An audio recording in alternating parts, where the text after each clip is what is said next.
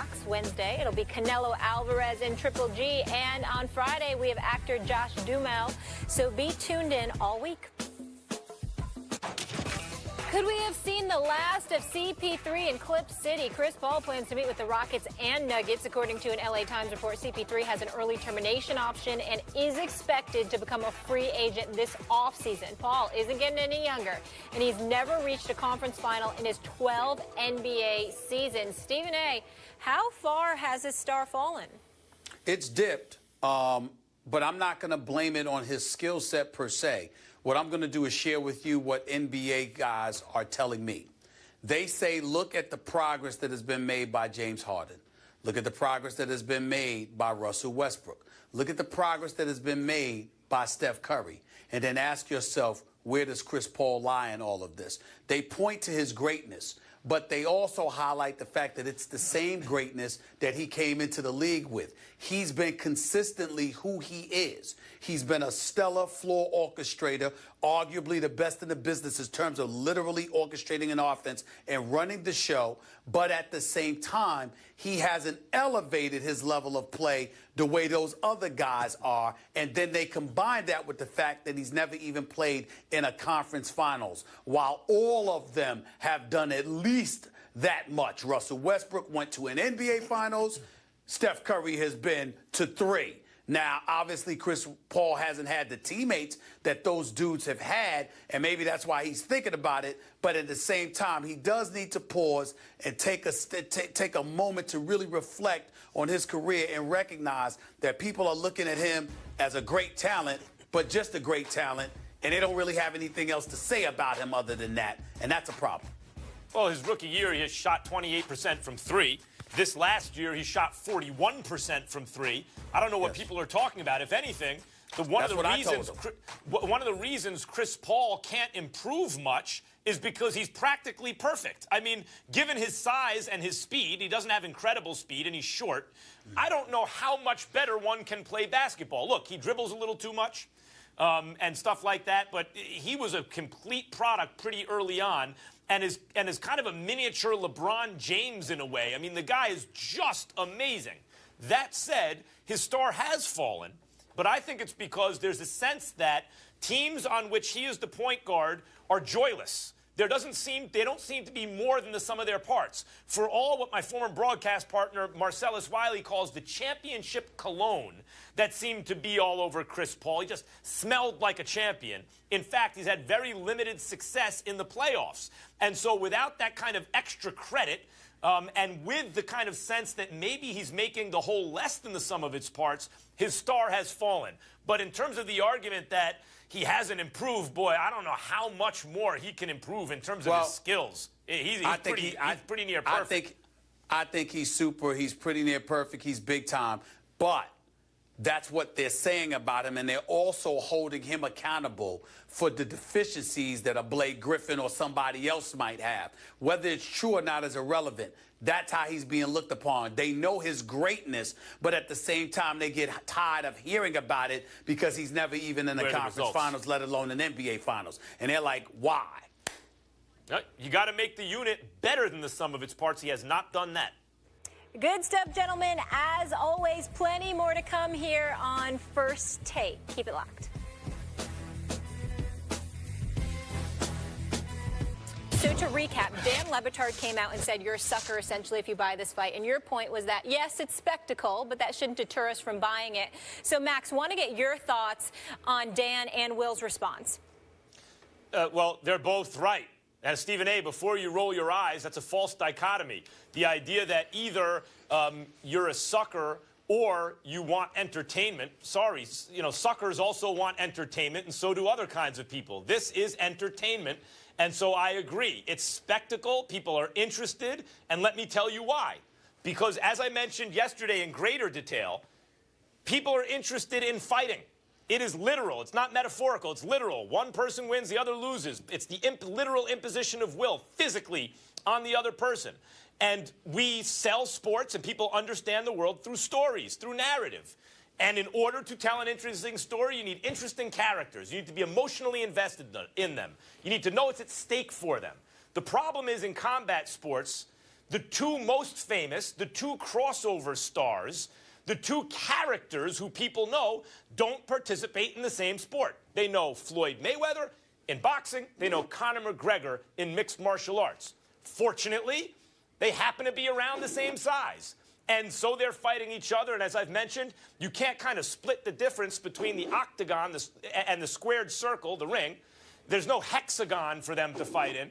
And so because there's more money for everybody involved at the moment in boxing, for this to happen in boxing, it's taking place as a boxing match. So it is spectacle. It will be a lot of fun. Everyone's going to buy it, including me, including you. Everyone's going to buy this thing, of course.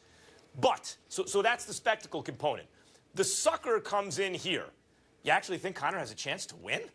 People think Conor going to win. People are trying to argue with me on Twitter that Conor is going to beat Floyd Mayweather in a fight. Max, 37% said it.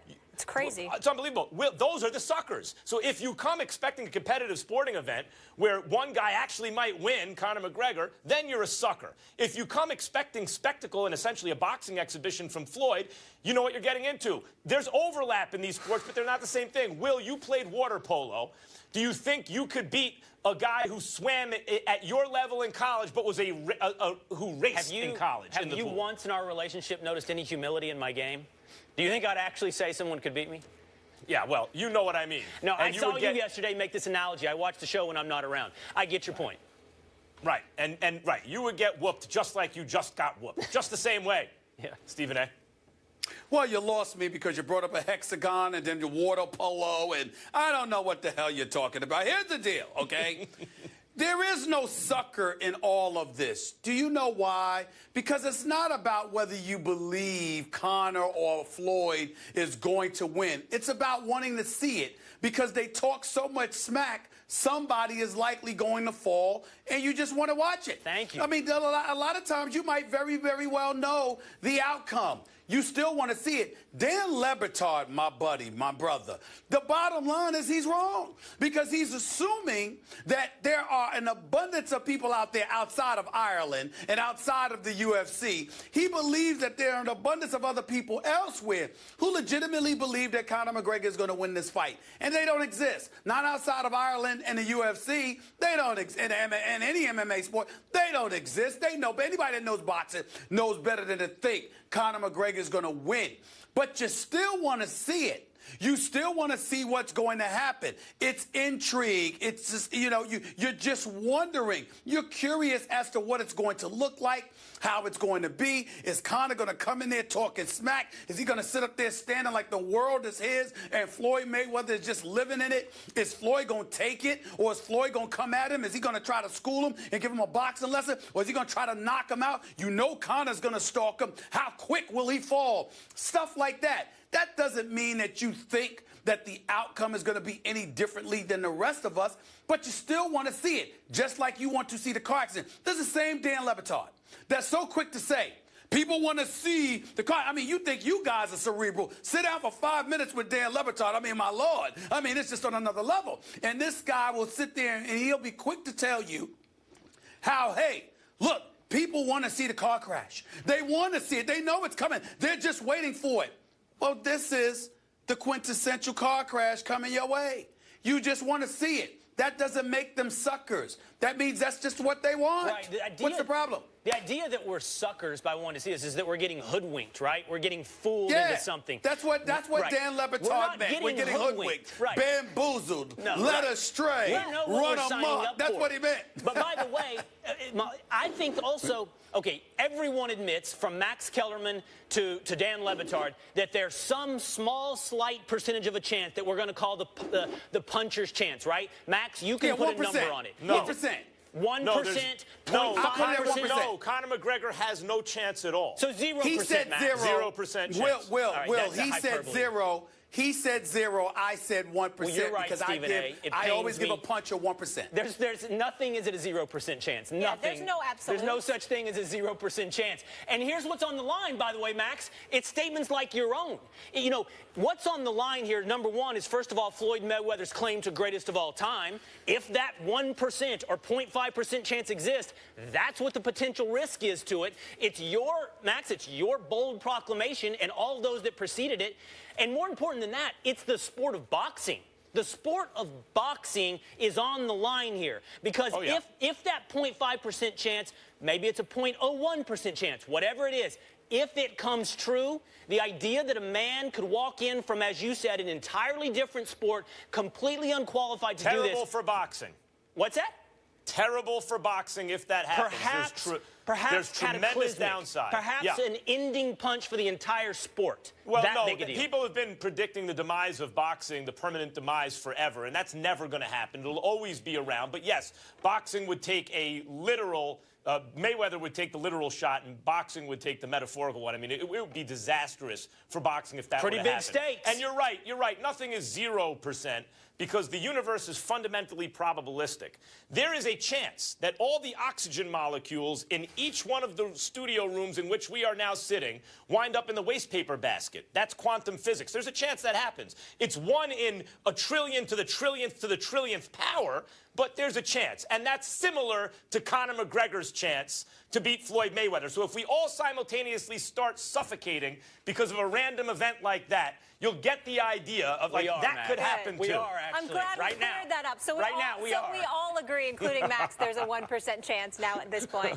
All right, let's leave it there. When we come back, Lonzo Ball is going to work out for the Lakers again today, but are they wasting their time on the wrong player? And is Dak Prescott already in the same category as Aaron Rodgers and Tom Brady? Darren Woodson will join us to discuss where he ranks among the best